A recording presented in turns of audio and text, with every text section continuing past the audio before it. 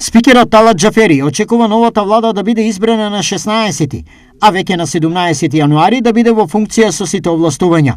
Најверојатно тоа ќе биде 15-16 јануари, под услов, викам, ако се добие 10-11, ако се добие предлогот, 15-16 да се одржи дебата 2 дена, вториот ден на 16 пред 24 часа да се изгласа нова влада која на 17 Савале би превземала функциите во Министерството, односно во влада, како тим со мандат и со сите овластувања кои што произлегуваат од одлуката за избор. Во однос на ефикасноста во работењето во услови на пандемија и фактот дека оваа година пратениците во собранието биле само 77 дена, а плати земале редовно и во полн изос, Џафери категоричен. Па ја не мислам дека е многу малку сработено, мислам дека е сработено соодветно према оно што е динамика на работа на собранието и према оно што се процедурите.